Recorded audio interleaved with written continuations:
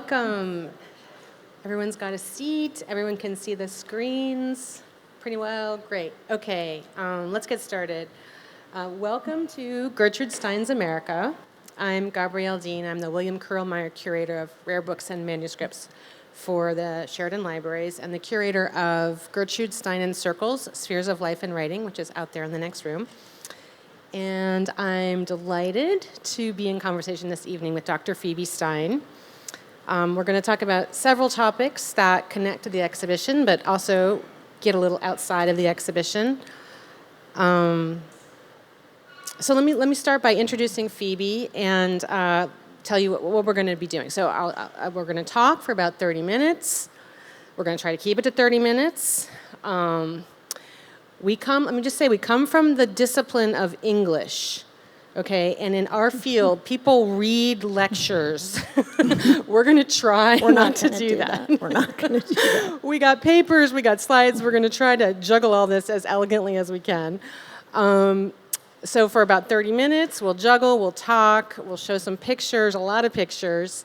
And then we want to open it up. We really want to have a conversation with everyone here.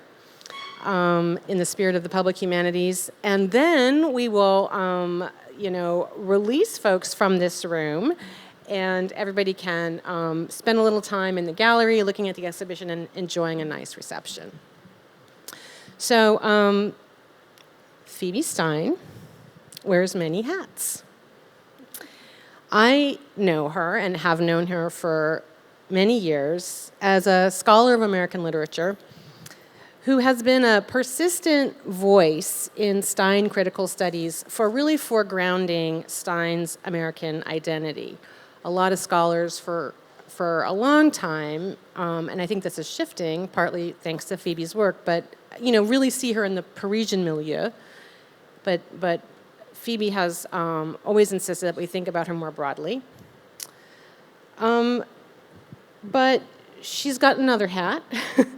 And that is as a leader in the public humanities. So after getting her PhD from Loyola in Chicago, Phoebe decided to bring the important insights and reflections of literature, philosophy, history, the other humanities disciplines to the real world outside the academy by working in the humanities councils of our country. So she started off at the Illinois Humanities Council, where she served as Director of Public Affairs. And then, as many of you know, she came here to Baltimore and was Executive Director of Maryland Humanities from 2008 to 2020. And during her tenure there, she expanded the council's partnerships, hosted a public radio spot on WYPR. I remember listening to that. And grew the council's programs. And then she left us, much to our loss, but to the greater advantage of the nation, to become president of the Federation of State Humanities Councils in D.C. She also serves on the board of the National Humanities Alliance and on advisory councils of Humanities Indicators. And she's also on the advisory council of National History Day, which is a great program for students. And I particularly want to thank her for being here this evening, literally on the heels of her big annual conference, which had like 900 participants or something like that. So, wow. But then there's another hat that Phoebe wears, and that's the Stein family hat. She's the granddaughter of Gertrude Stein's favorite cousin. And so she brings a family archive to bear on her understanding of Gertrude Stein, and we're going to really benefit from that tonight. So this is maybe how a lot of people think about Gertrude Stein. This is a photo from about 1910, Stein in her salon underneath the portrait that Picasso painted of her. Or maybe this is how you might think of Gertrude Stein, Gertrude and Alice, at the end of the war, probably in culottes, looking kind of sturdy with their dog. But we're going to talk about Gertrude Stein in Baltimore. And really we're going to start off with Gertrude Stein's family in Baltimore. So she left the country in 1903 at the age of 29 and didn't come back until 1934 at the age of 60. And so how can we, what's this sort of crazy idea that she has a Baltimore story? We have to think about her bigger family to get there. And this is a little weird. I'm going to talk about Phoebe's family in front of Phoebe, but this is where it kind of all began. This is the Baltimore port at Locust Point, where I think something like 5 million immigrants came into this country, and this is where the Stein family arrived in the U.S. These are their literal deembarkation cards. We have the Stein family archive to thank for this, and you can see it was the mom and some sons, and one of the brothers was already here, but 2 of the cards belonged to Daniel, who was Gertrude's dad, and Samuel, who was her cousin Julian's dad. And the Stein family opened a clothing shop. They had a couple of locations, but one prominent one was on Baltimore Street. This was kind of like a soup to nuts. They made the clothes and they sold the clothes. And this is sort of your classic successful immigrant story. And, people got married. Here's the marriage records for Daniel Stein and Amelia Kaiser, Gertrude's parents. And here's a baby photo of Gertrude taken here in Baltimore, though she was born in Pittsburgh. Clearly they were coming back for a family visit. Here's Julian Stein, Gertrude's cousin, census records, 1900, living on North Utah Street. About that same time, here's Gertrude having her photo taken by her famous photographer, Uncle David Bachrock, and there's the Bachrock family house. Here's Gertrude studying at Johns Hopkins when she was in medical school. And, the whole family's life events are going on around her at this time. So here's Samuel, her uncle's grave at Baltimore Hebrew Cemetery. And here we have Gertrude cousins Julian Samuel Stein Sr.'s application for a passport in 1922. And, applying for a passport is pretty much the clearest signal you can make that you're a citizen, right? But I think, in his case, we're also witnessing his desire to visit his cousin on the other side of the Atlantic and get his own, glimpse of this crazy artistic ferment that she's a part of. So I'm going to turn this part of the story over to Phoebe now. Thank you, Gabrielle. Gabrielle really has taken me on this Stein journey. It's partially my journey, but really she's just done an amazing job.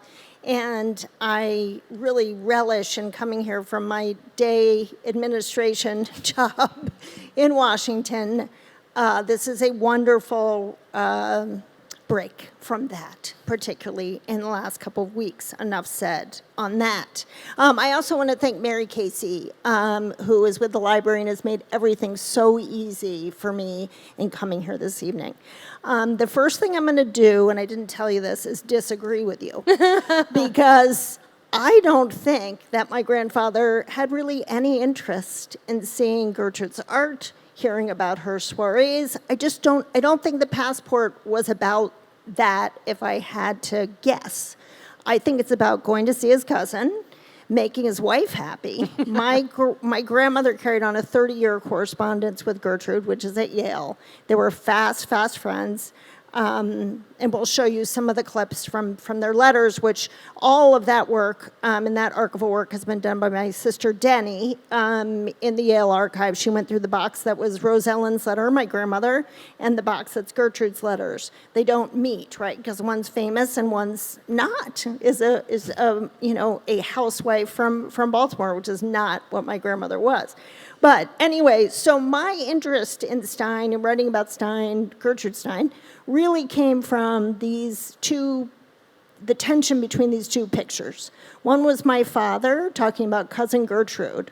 And if we, yes, you can see the photo here of my grandfather. I can't do right, left, but my grandfather is the adult on the side, and my father's in the middle holding Gertrude's hand on the right. That's Gertrude, looking very much like sort of an old man, but that's Gertrude.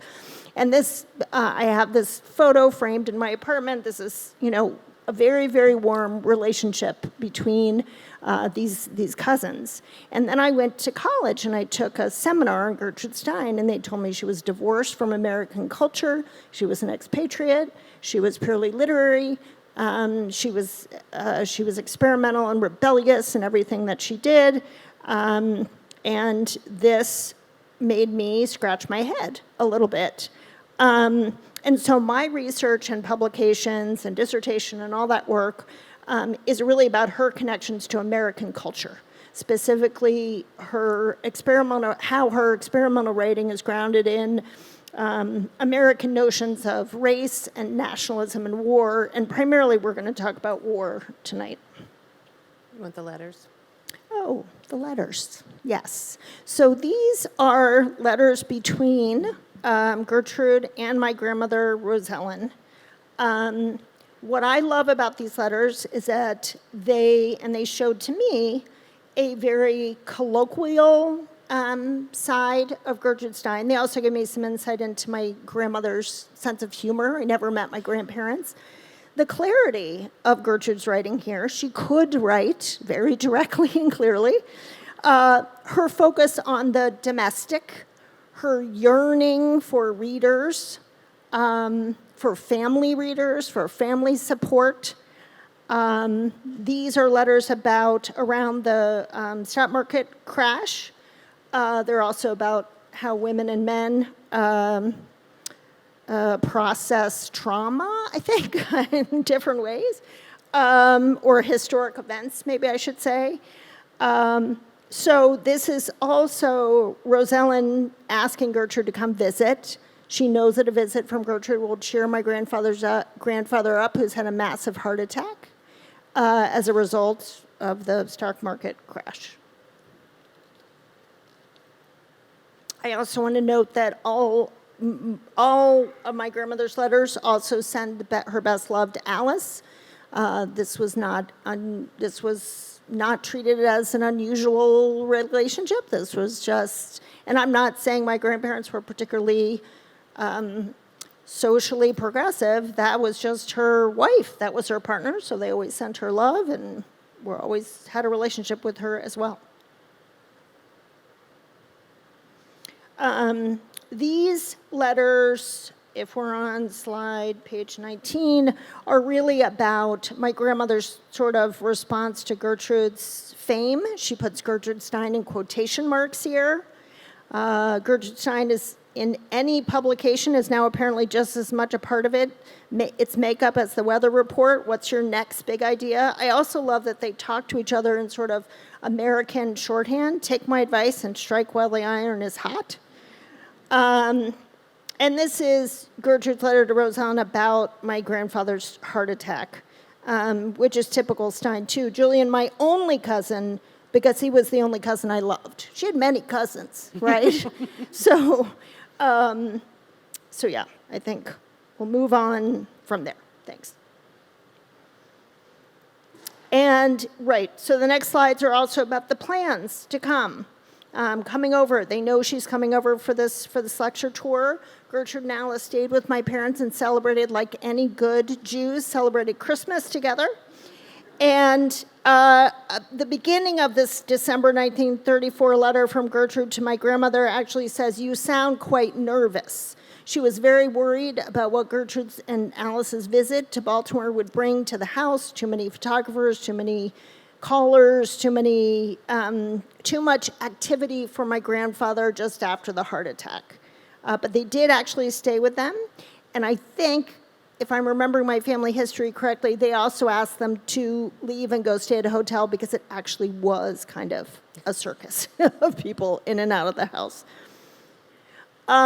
This photo is of my my father with the family dogs and Gertrude with the family dogs.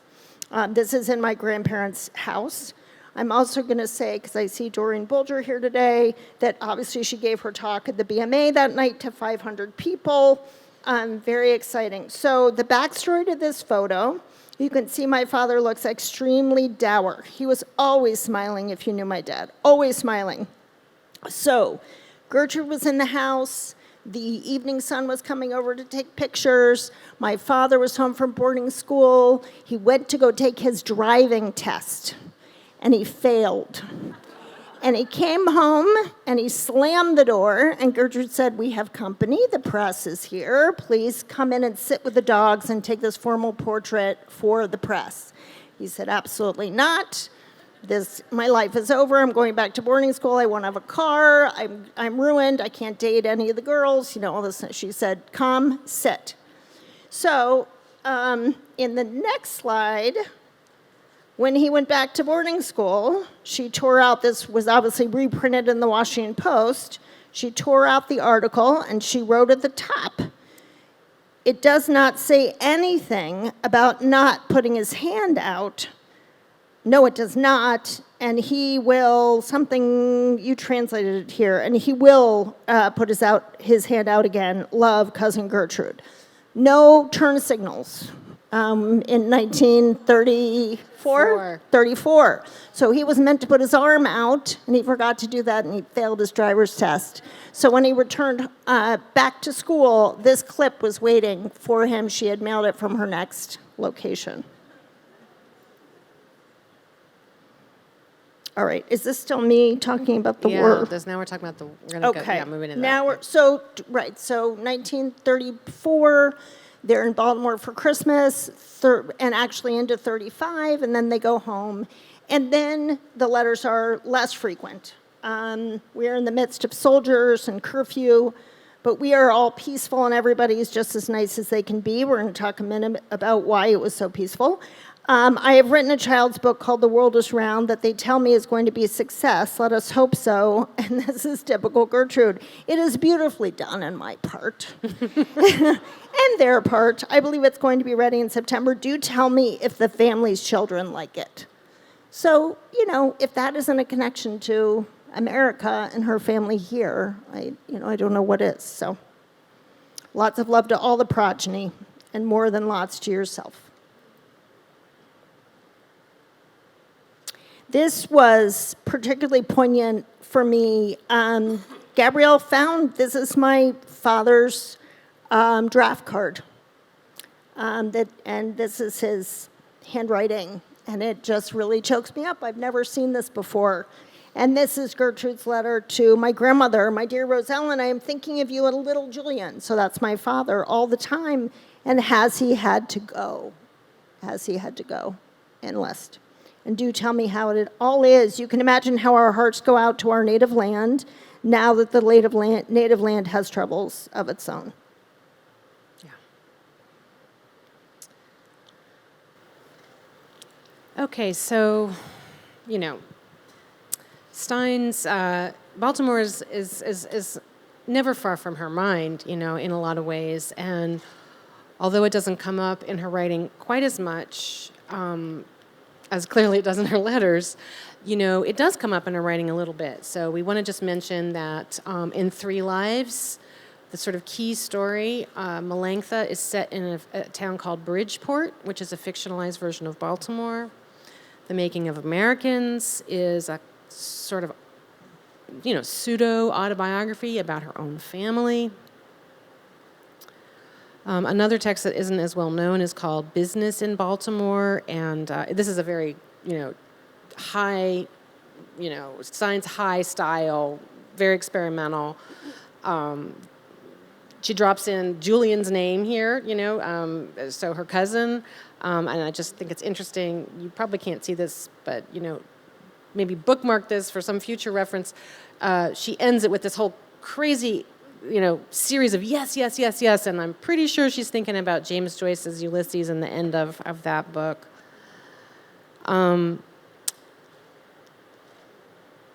So, she's thinking like an American in a lot of ways. And, throughout this period of these letters that we've been talking about, she's gotten really famous. She's written the autobiography of Alice B. Toklas, which is a bestseller. Surprise success of Four Saints in Three Acts, her opera with Virgil Thomson on Broadway, like first in Hartford and then on Broadway. But as Phoebe mentioned, 1939 comes around and things change pretty radically. So Stein and Toklas are living in Paris precisely because it offers a kind of freedom that they wouldn't really have had in the States. France had decriminalized homosexuality, like in the 18th century. So there was this avant-garde community. It was important to their, everything they were doing. And then, in 1940, that all changes. So, the Germans invade. They occupy northern France. Sort of what's called a rump state or a puppet government is set up in the southern part of the country. And this is the part where Gertrude and Alice are living. They had been there for the summer in a little town kind of marked by the orange arrow on the map. And despite the extraordinary danger that they were exposed to as two Jewish American lesbians, they made the extraordinary decision to stay in France during the war. So we're talking about modernist politics now, okay? Phoebe, you've written about this phase of her life, so take us through what happens next. She begins to translate Pétain's speeches. But wait, sorry, I forgot to say who he is. Oh, yeah, sorry. Yeah. So this Vichy government is headed by a marshal, it's called Marshal Philippe Pétain, and he was a hero of World War I. But clearly to preserve this French state, and he's a Nazi collaborator, right? So, sorry. So she sees him as a potential savior of France. She is certainly... she has a very close friend in Bernard Fay, who is in the French government as well at this time. So she's translating the Pétain speeches. She mails those to Bennett Cerf, her Random House editor, but they don't arrive because of the war and the mails until, did you say 46? 46, yeah. And he writes a note on them and says this, obscene, disgusting manuscript was sent to me today, and he throws it in the garbage. And writes back to her and says, never will we be printing these speeches. At the same time, she's also contributing to resistance French journals and writing about the Maquis, the resistance. She drops the Pétain project, and she may resuscitate it later, but anyway. And she writes 2 books, Wars I Have Seen, which is marketed because that is a book that Random House will publish and did publish. Wars I Have Seen, which is advertised as a first-hand account of living in France under the nose of the Nazis. And then she also writes a highly experimental, out-of-print, you don't ever want to read this book, but it's kind of interesting, a novel called Mrs. Reynolds. And she essentially uses both of these books, I write about this, but to kind of process and give narrative to her wartime experiences. After that, she also writes a book which is a dialogue among GIs called Brucey and Willie. And then she writes an opera after that. Is that her last work? Mother of Us All, about the suffragist Susan B. Anthony. So the writing that I did about this work is about how Wars I've Seen is advertised as a very straightforward account of the war. And I don't think it is. I think it's a very experimental text. And it's mostly about the domestic. It's about not having lemons or cake or Alice bringing home lemons. It's about walking and dogs and birds and food and water and other people making bread. Mrs. Reynolds, while highly experimental, it's hardly even has a narrative through line, honestly, is also really captures, I think, the complete surrealism of what she's experiencing. At least that was my argument like 15 years ago, so I don't know if it holds up. I am going to say that I'm not an apologist for her politics. You know, she insisted that works of art have a life of their own. Art's for art's sake. Art can be divorced from the world. And at the same time, she said, well, first, she wanted to be famous, right? She wanted to be part of history. But she said, I always wanted to be historical. And I don't think she means famous. She wants to be kind of a historian in lots of ways. But I will say that there are critics far better versed than I am are writing today about this. I mean, I think her relationship with the Vichy government, her avid support for Pétain at the time, which early on was not dissimilar to what many French people thought, but, you know, this active support really meant her survival.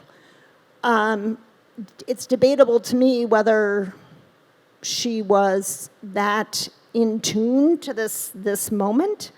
So, just kind of, I don't know if you have the Severide quote, if that's, or no. Yeah, okay. well, yeah. I mean, so this period that Phoebe's talking about, this is something that Stein scholars are really grappling with, and it's, you know, for a while, I mean, there was an exhibition of the four Stein siblings, Gertrude and her brother Leo, and their brother Michael and his wife Sarah. You know, they together collectively amassed this incredible art collection, and it's been mounted several times. And about, I don't know, 10 years ago, it was at the Met, at the Metropolitan Museum, and they didn't mention this period in her life, and they got a lot of, like, you know, flack for that, right? It's important for us to think about this stuff.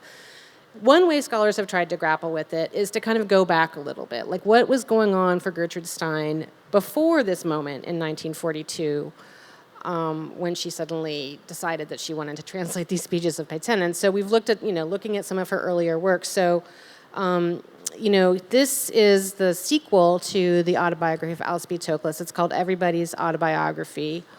And, you know, it's got this pretty astounding quote where she said, everybody nowadays is a father. There's a Hitler father. There's a father Mussolini. And Roosevelt. Okay, she's throwing all these, like, leaders together, and it's a little astounding that she would lump Roosevelt and Leon Blum, the socialist Jewish prime minister of France, in the same company as Mussolini and Hitler. You know, maybe there's a kind of a feminist argument to be made there about the father, but that seems a little unnuanced. Same time, this is about 36, so a little before, she writes a series of articles about money in the Saturday Evening Post, and this is just an excerpt from one of them. We're not going to read these whole things, but basically she's saying that in the 18th century, you know, people wanted liberty, and then suddenly they were free. It's like, well, no, Gertrude, everybody wasn't free in the 19th century, you know. And then she starts talking about everybody wanted organization, and they wanted someone to do their thinking for them. And then she basically ends by saying, you know, we love Roosevelt, you know, in the voice of a young interlocutor, we love Roosevelt because he's doing our thinking for us. So she's kind of equating Roosevelt. She didn't like the New Deal, you know, so she's seeing it as this, again, she's equating it with, in this case, you know, when you read the whole passage, kind of like a mob boss. Okay, but then there's a text like this. This is a manuscript that's at Yale, which is where Stein gave the majority of her papers, including the letters from Phoebe's family. But this is something that hadn't been published until recently. It's called Let Us Save China. And she's really arguing here that everybody, communists, capitalists, religious people, everybody should want to save China. This is 1937. This is right after the Japanese invasion. And so she's clearly got, in some ways, a bigger picture going on for her politically. All right, we're just going to sort of, these are some of Phoebe's, this is the argument basically that you just glossed about what she's doing here.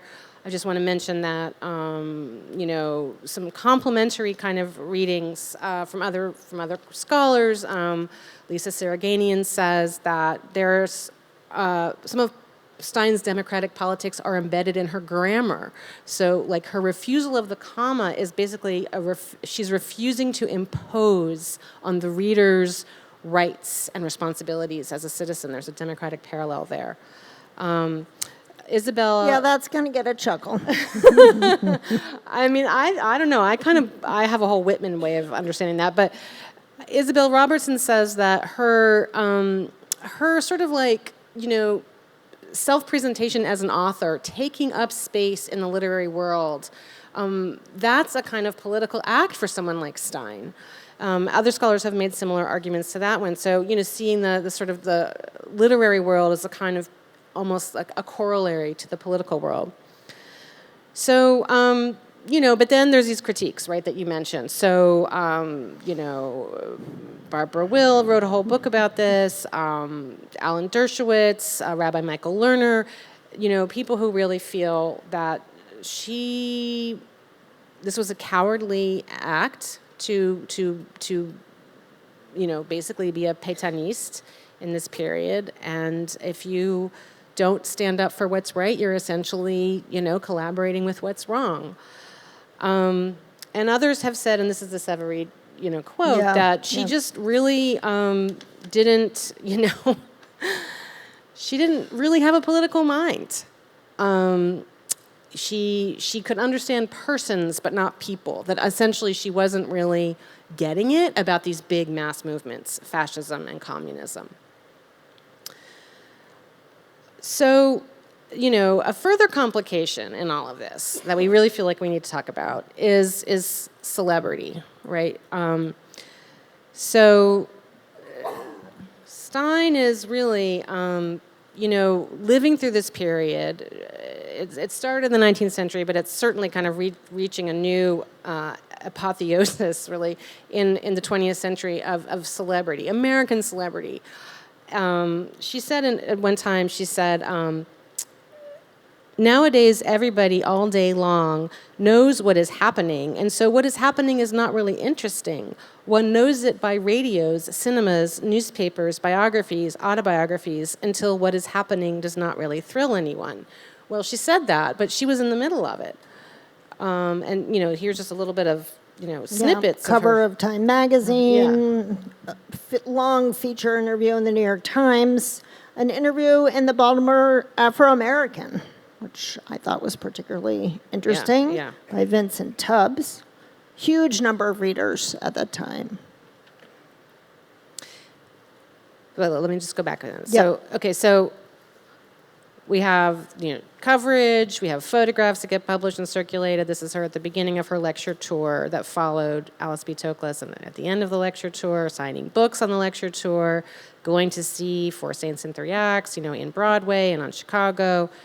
And just, kind of a sense of context. Here's a short piece called And Now, in Vanity Fair, right next to these big movie star photos, right? So this is the company she's keeping.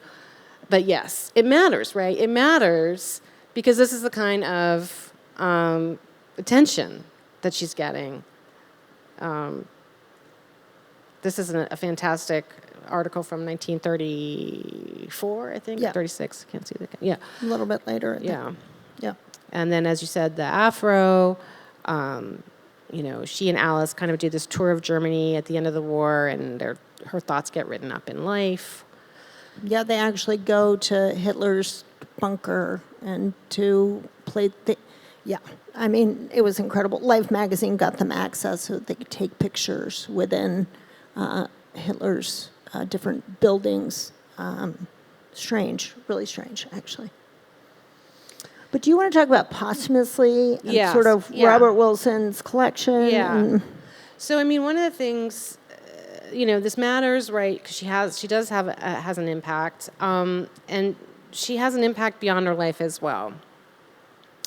So that's actually something that I tried really hard to show in the exhibition. But she's kind of sort of, modernist matriarch. She's a really key sort of point of reference for several generations of avant-garde creators who are like staging her plays and creating works that are, inspired by her. Some of this is really kind of just like maybe like a delight in Gertrude Stein and her eccentricity and her courage, maybe the glamour of her life.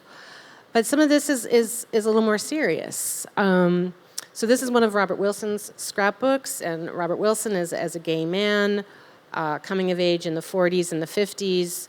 For people like him, Stein was really kind of a lifeline. Here she is, this, kind of courageous, like, I'm just going to live my life person, having a successful career and a long-term relationship. And that seemed like a little too much to hope for a lot of queer folk in the 20th century and now. And I just want to say that this kind of idea about Stein, this kind of the significance of Stein in the LGBTQ community, really, really continues. So,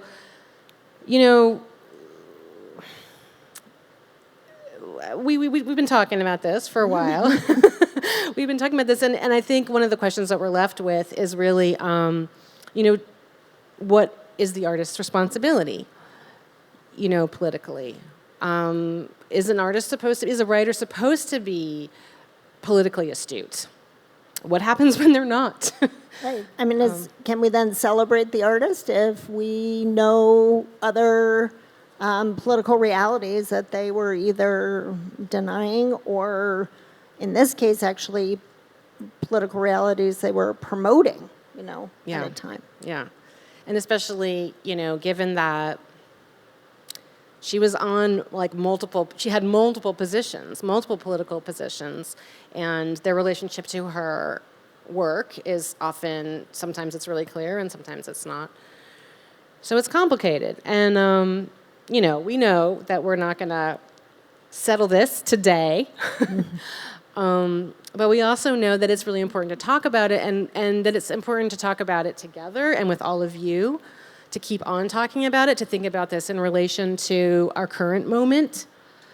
I think also for me, just seeing Gabrielle and I had the honor and pleasure of going to Robert Wilson's home and seeing a lot of this collection in his home, and knowing that it comes here as an archival, collection, but what conversations, thoughts, gatherings can it promote? Sort of, for me, librarians are the kind of superheroes right now.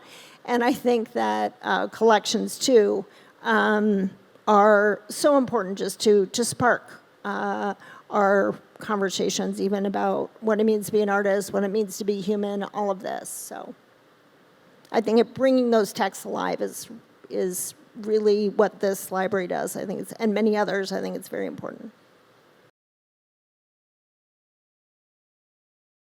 So let's open it up. We'd love to hear from other people, reactions. Paul has the mic. I forgot to thank Paul Espinosa. Thank you. There's a question over here.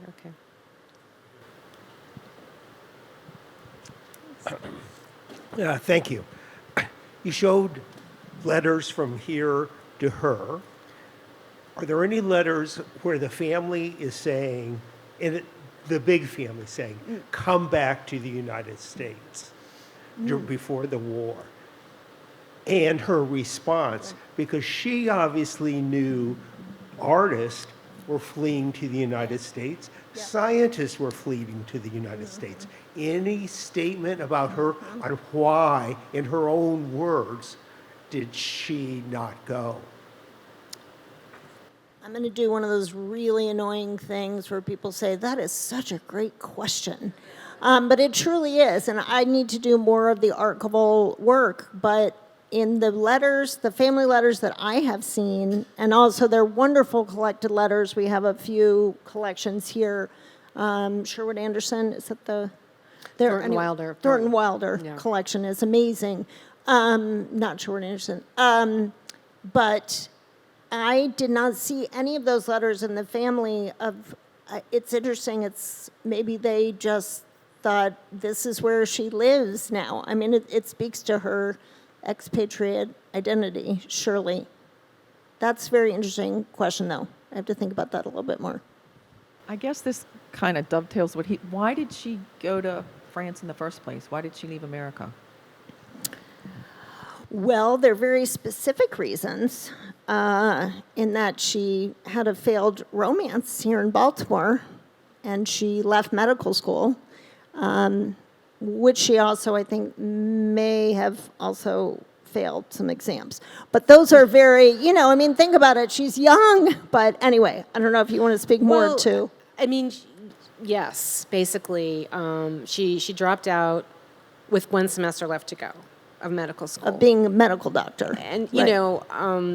and probably a lot of things were happening, like Hopkins was very unusual in that it admitted women from the beginning, but that was because Mary Elizabeth Garrett, required that when she gave the gift that started the medical school. And, it couldn't have been necessarily the coziest environment for the women medical students. But, yeah, I think, to your point, most scholars think that she was in love with someone who was in love with someone else, and basically, when that kind of thing happens to someone, they reevaluate their priorities. So she left Baltimore. She lived in London for a while. But maybe Leo was already there, too. And Leo was already there. Her brother was already her there. She favorite wanted to brother. collect art. Yeah. She had lived in Europe as a child. Yeah. So that was why. Yep. Thank you. I had a question about the little bit we talked about the salon in Paris, and I went to that Met exhibit that you talked about. It recreated the whole salon, and I forgot what happened. But the interwar years and the society that she ran, it was huge, and I just don't. I forgot what happened because I would feel like she had a target on her back, being a Jewish woman when the Nazis came in. I don't understand what happened to all the artwork and Yep. Good question. And did she flee? Did they steal the art, or what was happening with that? Right. Interesting. I just want to tell a little story about the salon. My brother's sister, one of his 2 older sisters, my aunt, worked for the Red Cross during World War I and went over and saw Gertrude and Alice on a salon night. So I interviewed my aunt and said, oh my goodness, who did you see? Who was dancing on the tables? What was, wasn't it just wild? She said, no, I was a young lady, and Gertrude put me in the chair in the hallway and said, you are a young lady. You speak only if you are spoken to. And she described the salons as very, very traditional. Alice served the food and the drink. Now, I don't, that was one night. But the art stayed in their apartment until after she died, and then actually the Stein family came and got it. Yeah. I mean, so they're in this little town in the South. That's where they go. They've been there because they spend their summers there. So they're known there, and it's tiny. And we have to remember, too, that there was no internet. There was no television. So, communication was a whole different, it was a whole different ball of wax. They make this, 48-hour, they get a 48-hour pass to go to Paris and to just get some, they try to get their passports, but they can't find their passports.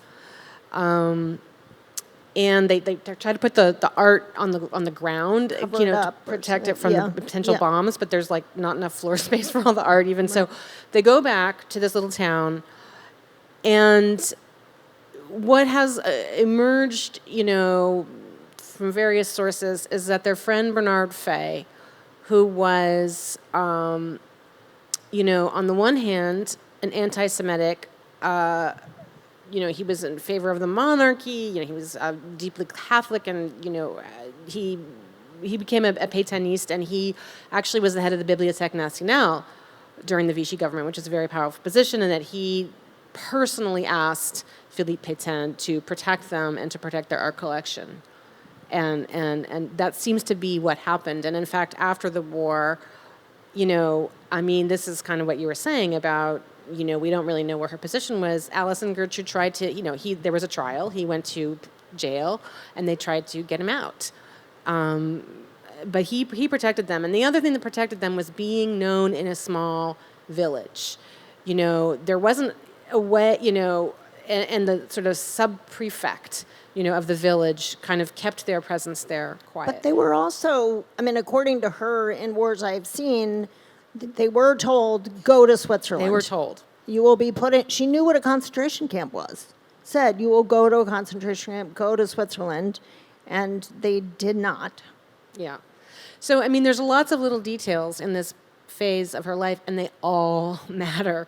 So, like, did they know there was actually a Holocaust? They knew there was a concentration camp, but did they know there was a Holocaust? That wasn't well known until August 1942. And, of course, the United States government did not want its citizens to know about that. So, there was silence around that. What did they know? Did they have access to any news or information in this little village?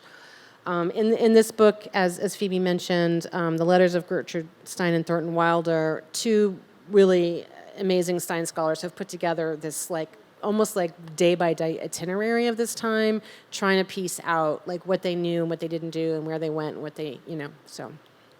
There was a question up here. I have two questions. The first one, you said that she didn't agree with Roosevelt's New Deal. What were her views then? And the second question is, I would assume that the Cohns and the Stein family here in Baltimore knew each other. And can you tell a little bit about that relationship and then with the girls when they were over in Paris? Right. They were very close friends. They influenced each other's art collecting. And I probably would recommend a book to you or to speak to Doreen Bolger about this relationship, who has a dedicated wing of the museum where she worked to this relationship. But yes, very close, very influential, and learned and shared a lot of their art collecting habits together. But I think they also had grown up together. They met in Baltimore frequently, and then they met in Europe frequently. Yeah. I think they were especially close during the years that Stein was in medical school, and they were part of this, middle-class German Jewish community. They did a lot of socializing together, and I think Gertrude and Etta Cohn were especially close. Dr. Clarabelle Cohn might have been a kind of role model for her in some way. Surely, as like these educated, independent, unmarried women, they might have, were globetrotting, collecting all kinds of amazing beautiful stuff. pictures of them in Florence. Yeah. I love that picture Yeah. with the pigeons. And Yeah. That's a great one. But I think they were important to her, yes, Yeah. for sure. And Roosevelt, it seemed like, I don't know, from what I've read, it seemed like Stein was more afraid of communism than she was of fascism. I don't know if this, if this was part of an elitist sort of stance that she had. My grandfather was her banker, because that's actually what he started a banking and investment firm, a Jewish one, at the same time that the other one that I'm trying to remember. But anyway, he started Stein Brothers and Voice as an investment firm. So her money was with him. Maybe that had something to do. I don't know if there were government policies that she was frustrated with regarding, I don't know enough. This is kind of the question, right? What were her politics? And I think she was inconsistent. She definitely had what we would say, bourgeois sensibilities. She wanted things to be comfortable for herself. And she probably had a little bit of, what we might call today a libertarian streak. She thought people should sort of do things for themselves, not really getting it, what that was really like. She says a couple things in some of these places that we, cite where she seems kind of blithely unaware, that the New Deal was meant to alleviate suffering. Like, people were starving. And she kind of didn't really get that, it seems like.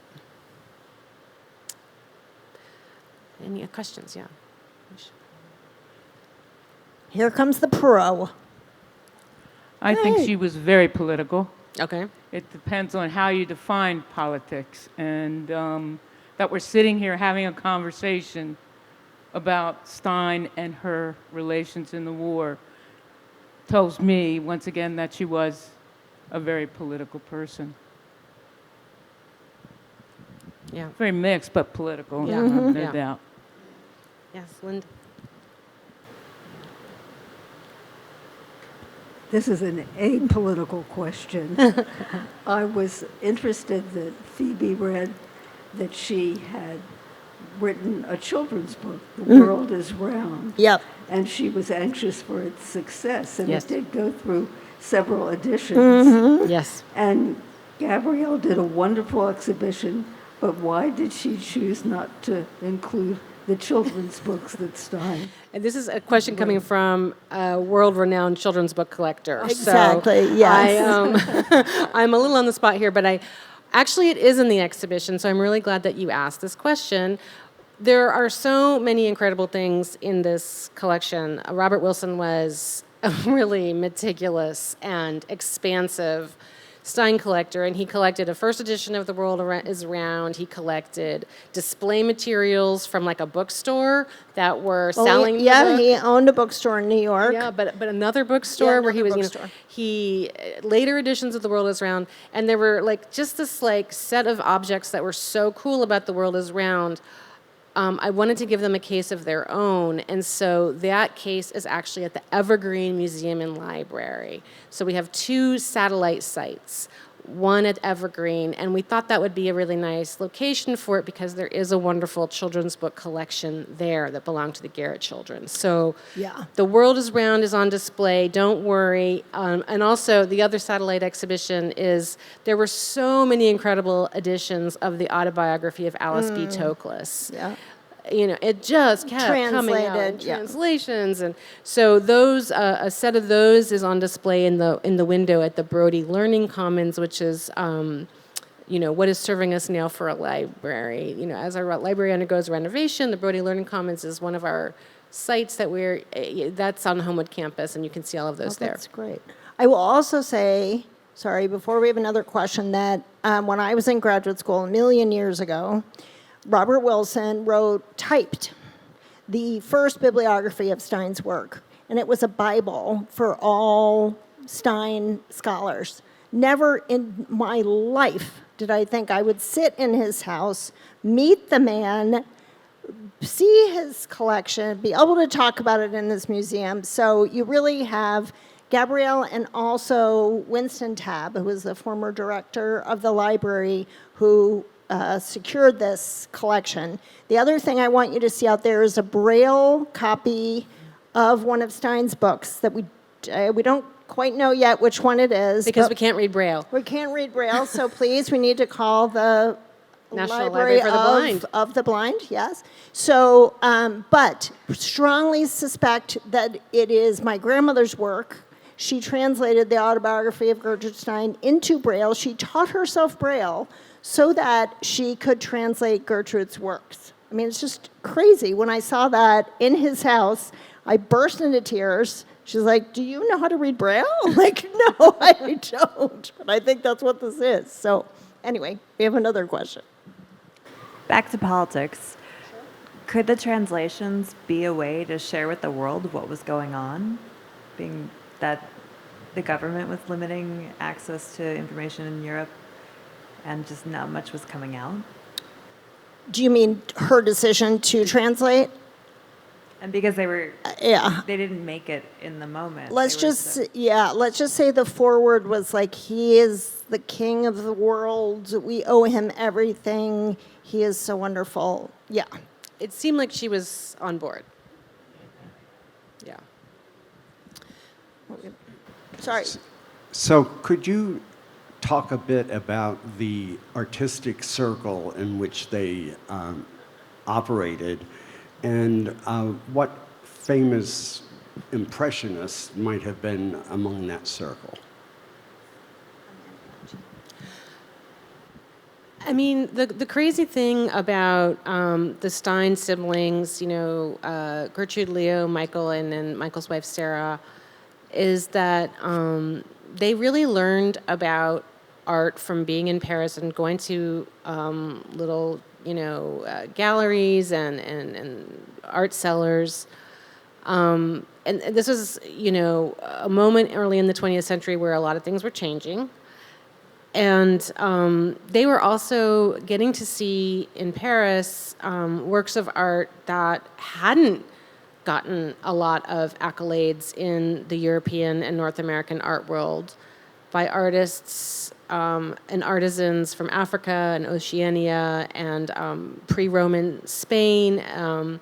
So they were getting an education from Japanese prints and Benin sculpture, and they were able to appreciate that some of the artists in their milieu were also getting that education, different kind of perspectives on what art could be. And so they started, after the Japanese prints, I think their next big phase was Cézanne, and they had a portrait of Madame Cézanne in their salon.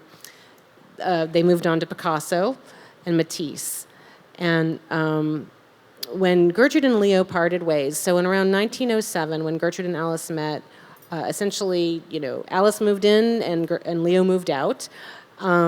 And when they parted ways, Leo took the Matisses and Stein took the Picassos. She always felt very close to Picasso. And she wrote a number of wrote word portraits about him, just as he painted a portrait, a very famous portrait of her. So, I mean, I'm probably going to just, my brain is going to just go dead here in terms of a bunch of other names that we could name, but I do recommend, if anybody wants to dip their toes into the world of reading Gertrude Stein, that you read the autobiography of Alice B. Toklas, and that you, my students, when they read it, they're like, she drops so many names. It's just, they're irritated by this. It seems like, kind of boasty. But it's really interesting because we looked them up, and some of them are famous and we recognize them, and a lot of them are not. And there's almost this way in which, by mentioning them, she's making us wonder about this circle. It was large. It was dynamic. People moved in and out of this circle. So it was important. Famously moved in and out. Yeah, of the famously circle. moved in and out. Right. And maybe we should just take a couple more questions. Hold on. Oh, yeah. Oh, wait, she's giving it.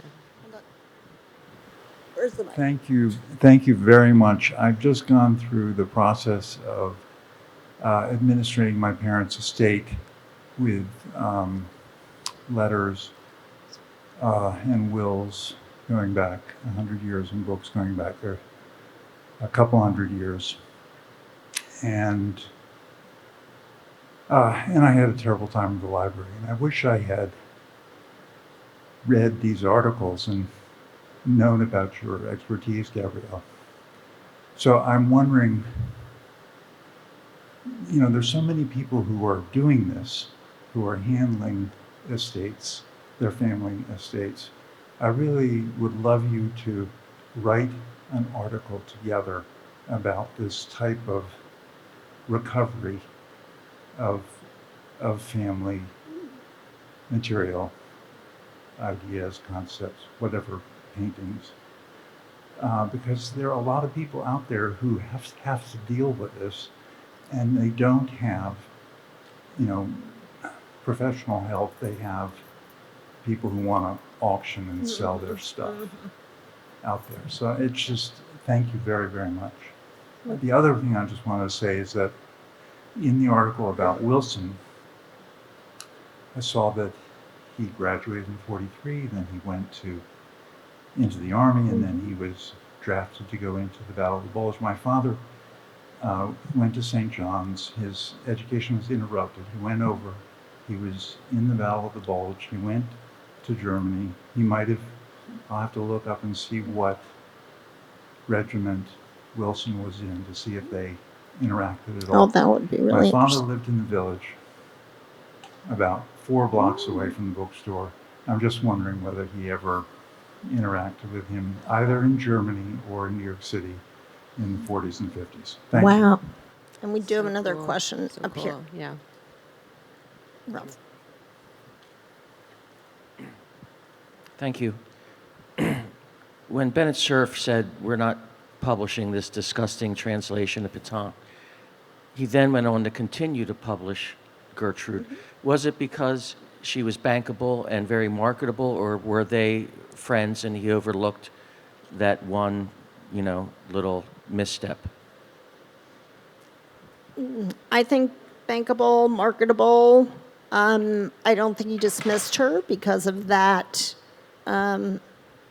He certainly didn't dismiss her because of that. He kept her on as a writer there. I don't know anything about his politics, but Yeah, I think he didn't get the manuscript till 46, and she died in 46. yeah, she died in 46. And in her final years, this little snippet of time in post-war France, she was writing those other books that we showed the slides about, and which she had a extraordinarily different set of perspectives, and so. She was published posthumously at least 3 or 4 books. Well, so those books, Brucey and Willie, and The Mother of Us All, which was Mother an of Us All, opera. right. Yeah. I mean, Would have been almost, yeah. Yeah, that was posthumous. She was Okay. she was deceased when he finally finished Mother of Us All. But Brucey and Willie, and some other things that were published that she had written a little bit earlier, like Foreign America. So he's putting out there the works that, interestingly, kind of vindicating Phoebe's perspective on all this, that really, foreground her American connections and ideas. Brucey and Willie is, it's a conversation among GIs. They're not just talking about the war, they're talking about, big political ideas, philosophy. She really got the idea for the book from the GIs who were visiting her in Paris at the very end of the war, because everyone would want to stop by and see Gertrude and Alice. She gives them, really honorable, I would say, intellectual life, these GIs, and one of them is African American, that kind of just emerges in the text. I mean, so there's this, she's complicated, right? We don't really, we can't put a figure on her. So maybe we'll just take one last question. Yeah. In terms of Venn diagrams, which are made of circles, I've been having quite the experience the last few weeks, seeing the movie Lee in theaters and reading the lives of Lee Miller. And this whole conversation, I'm just hearing the same beats in terms of celebrity and American celebrity and expatriate American celebrity. Like Lee Miller also went to Hitler's bunker and is famously photographed in the bunker. She also has a famous portrait by Picasso and wrote a biography of Picasso and all of these things. And I just wonder, did their Venn diagrams ever intersect? Did they ever run in the same circles? Was Lee ever at the salon, Not a lot of women at the salon in my memory, but that's not an informed. Yeah, I think that's a really good. Yeah. I think we're going to look Fertile check that ground. Out. Yeah, Yeah, But I she think does. it is. She does. The beginning of autobiography. Supposedly in Alice's voice, and Alice talks about the wives of geniuses that she has sat. That she's. Like Phoebe is saying, not a lot of women at the salon. So, okay, thank you so much. Thank you These are so much. Yes, and let's thank.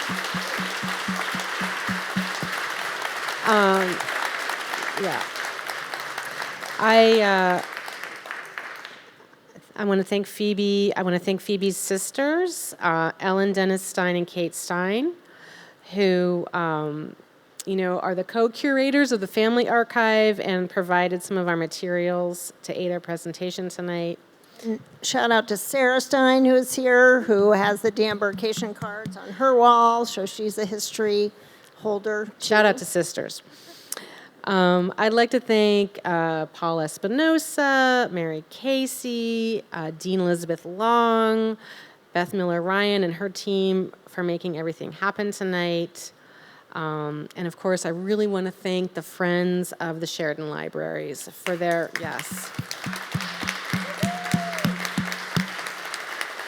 their incredible ongoing support for exhibitions like this one and related programming. None of this would be possible without them. So please, everybody, let us, let us reconvene in the gallery, take a look at the exhibition, have something to drink, and enjoy yourselves. Thank you so much for being here.